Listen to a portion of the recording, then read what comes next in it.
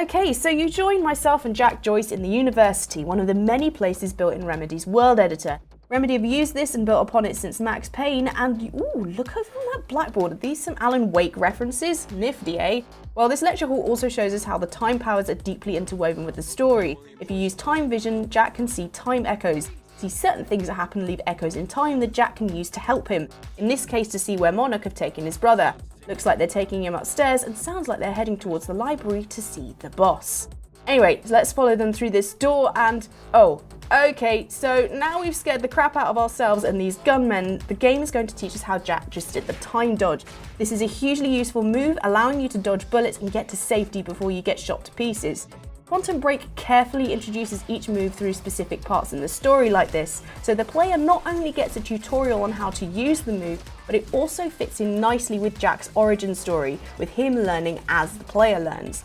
Unfortunately, as you fight these guys, you'll see that the environment around you isn't as fortunate as Jack with his dodging abilities. You can see the bullets and grenades being thrown around the room, destroying some of the lovely things around you. As you try to dodge everything being thrown at you, shelves are being blown to smithereens, and individual books can even be shot off the shelves. Their sacrifices are not in vain as everything feels believable. Now, to take out these final players, we're going to utilise Jack's different powers to help us get some bullets into these Monarch employees. I have to say, I love the slow-mo effect when you take out the last guy here. Take out these last guys who are about to come in through this door, we can use the time dodge to get right up into their faces for a surprise attack. Oh, here we go, and that's the last time you'll mess with Jack Joyce.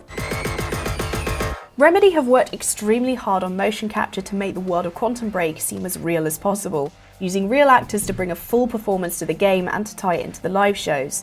As you're introduced to Jack's abilities, both his and Will's reactions feel authentic. Even with no dialogue, you can tell what they're thinking thanks to their facial expressions and body language. You can almost see Jack's thought processes as he realises what he can do and what he must do to save his brother. It's really well done and paints a great believable origin story. Motion capture was also used to help get authentic movement from the actors within gameplay. One prime example is in a section where Jack and Will have to hide to avoid the Monarch guards. Their movement as they move into the vents helps build up the tension as they move as quietly but as quickly as possible. Ultimately, this little section is a break in combat so Will can fill Jack in on his side of the story. But by framing it like this and capturing excellent natural performances from Shawn Ashmore and Dominic Monaghan, it allows it to be an extra tense moment in the game. Glad to be out of there. Another example is when a time stutter occurs and players are introduced to Jack's ability to unfreeze people. Jack's uncertainty is shown by his movements, and when Will is able to move again, his stumble into the stutter and his reaction feel genuine. You can also see here how Remedy then seamlessly moves from this animation into the gameplay, as Will continues to lead Jack through the university. Finally, I want to show you all just how good Remedy are at using their talents to create engaging cutscenes and suck you into the game and its story. There's so much expression, particularly in the eyes, that sometimes you forget you're watching an animation at all. I mean, just look at how they've captured Aidan Gillen's evil knowing look. This, along with the camera work, really puts you in the heart of the action.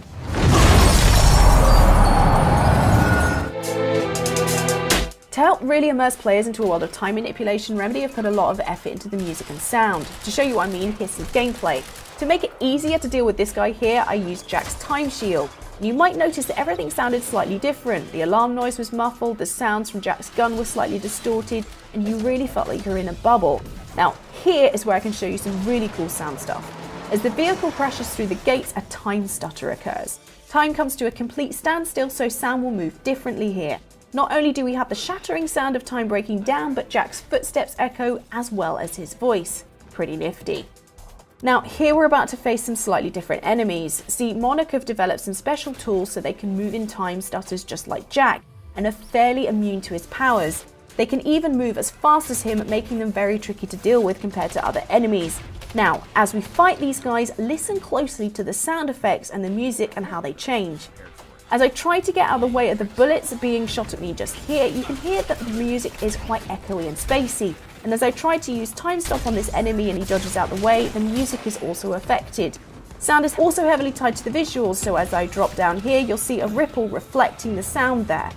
Now, to help me spot mnemonic enemies a little better here, I'm going to use time vision. You'll hear that the sound distorts outwards from Jack just as the visuals move out, and it really helps you feel like the power is emanating from him and having a real effect on time. Okay, now listen as this guy dies, you'll hear his scream is distorted. See, once you take out one of these enemies, they can't use their gear anymore and they get stuck in the stutter like anyone else. To reflect the effect of time around them, every gun has an alternate sound, whether that be in a stutter or when Jack uses a particular power. Now I'm about to find myself low on health, so I drop a time shield to see if it helps. You can hear the bubble distortion of sound still takes place even when you use it in a time stutter. Also, as I use time dodge, you can still hear it has an effect on sound, slowing down all the sounds to reflect your speed. It seems that there's a bigger effect on the background music and sounds when Jack is directly affected by, or at least very near, some kind of time manipulation, making it so that sounds and music are very much a personalised experience, more affected by things in the player's immediate vicinity. So the music is not only dynamic in that it changes once Jack starts or comes to the end of an encounter like he's about to now, but it's also dynamic on another level as it changes and reacts to the changes in time within the gameplay, helping to add weight to the powers in a way that simple dynamic music just could not. All in all, it's pretty nifty and also means that no two Quantum Break soundtracks will ever sound exactly the same, which I think is pretty cool.